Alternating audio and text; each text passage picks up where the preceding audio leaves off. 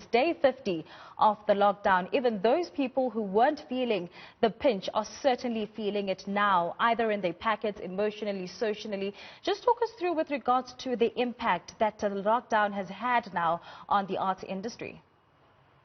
Thank you so much for inviting me.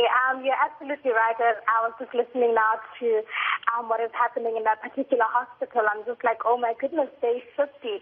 But when it comes to creatives, I think a lot of us are feeling the pinch in terms of just our income being disrupted, a lot of gigs being cancelled, and that is putting a lot of strain on creators to really think about ways in which they can generate income during this very challenging time. The mental stress as well of uncertainty, of self-doubt, of, feeling out of depth, especially because one is required to be agile, to still position themselves strategically, even though there is a whole crisis that is impacting us on so many levels. But I'm really excited that we're not just complaining, and I think we used the first few weeks to really process and deal with just the shock of everything. And I think a lot of individuals and as well as many organizations are thinking about innovative ways of really just creating platforms for creators to be able to access them, to access communities, to access tools, to access resources, just to be able to respond right now, but hopefully prepare for the future.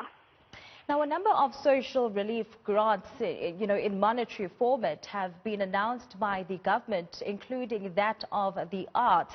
Just talk us through with regards to how the arts industry has been receptive of those relief measures which government has announced. How has the process been for those in this industry with regards to making those claims, accessing those claims that will ultimately help them live during this pandemic? So as we know, our industry or our sector was merged or is in the process of being merged with sports.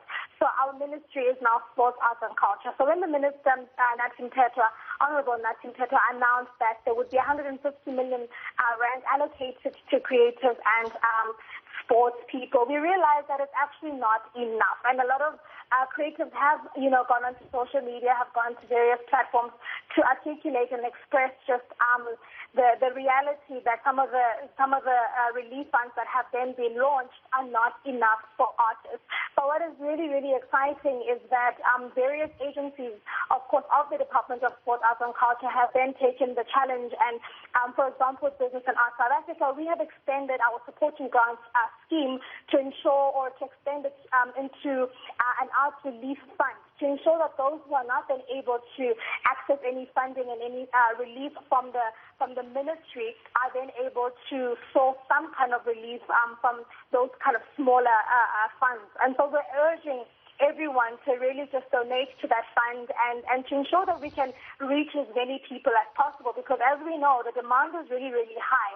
Our sector is one of the most impacted, and a lot of people were already struggling pre-COVID, and this has just exacerbated some of the major challenges, especially around income generation. But what is exciting is that there are organizations that are putting in place systems to ensure that artists are then supported, even if it's not just financially, but also looking at ways in which creatives can partner with each other, can share resources and build communities through which they can then have a voice, number one, but also think about innovative ways of navigating this crisis.